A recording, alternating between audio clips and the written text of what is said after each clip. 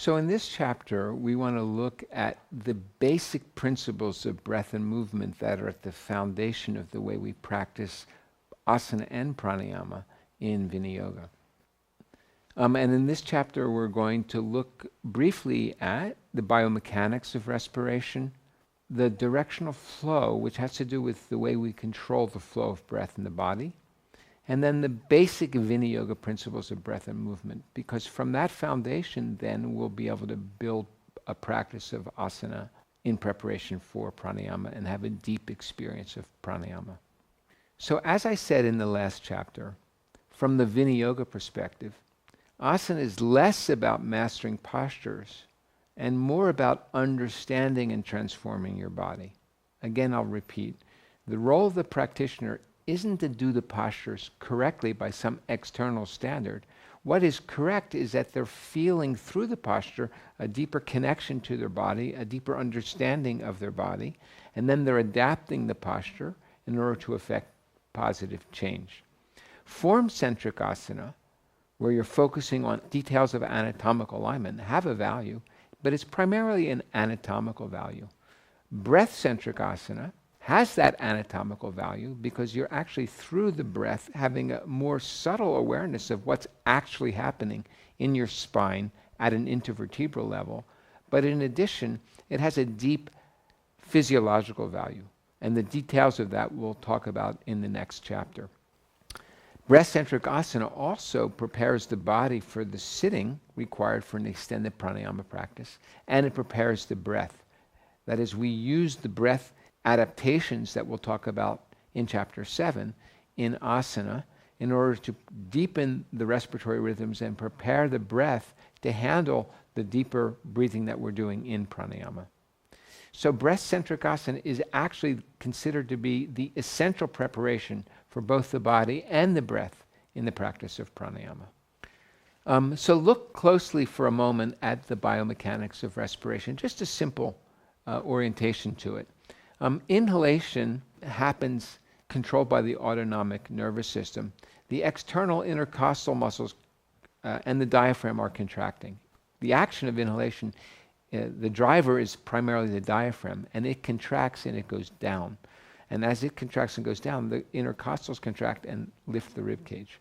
So what happens when you inhale is the chest expands and the diaphragm goes down. That creates a negative density and the air comes in. And then you exhale, and when exhale happens, all that really has to happen biomechanically is that you relax the contractions of the diaphragm and the intercostals.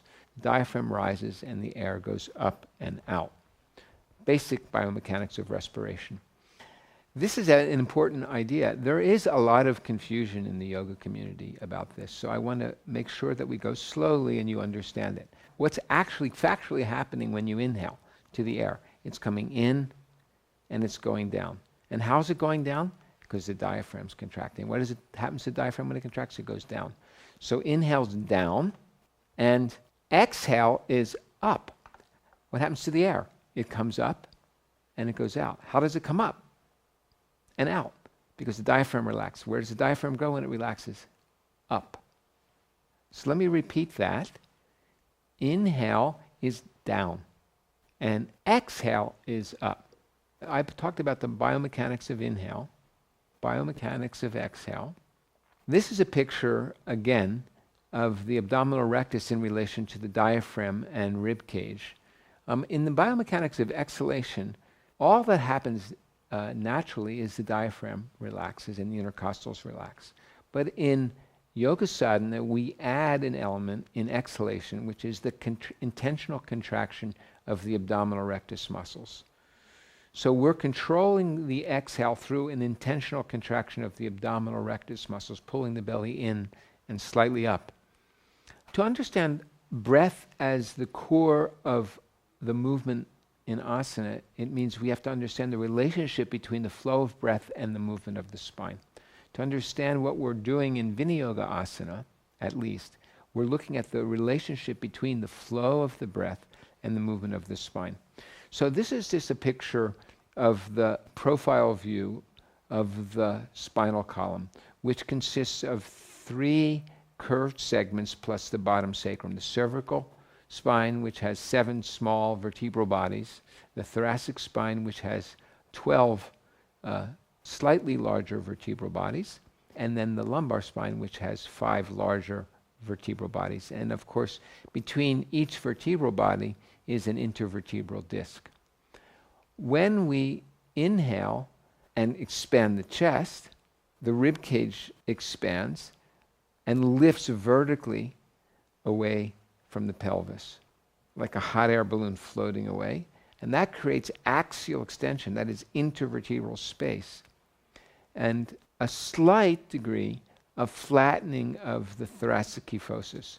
So the main biomechanical ideas in inhalation relative to the spine for asana is expanding the chest horizontally, lifting the ribs vertically away from the pelvis, a slight flattening of the thoracic curved segment called the thoracic kyphosis, and a slight stretching in the front of the belly. As I inhale, I lift and my ribs expand, and I lift my ribs. I also lift my sternum just a little bit away from my navel. That flattens the thoracic spine. It's almost like a subtle back bend, the inhale. And in fact, inhalation is the core of back bending. So when I inhale, as you can see, and I expand my chest and lift my sternum away from my navel.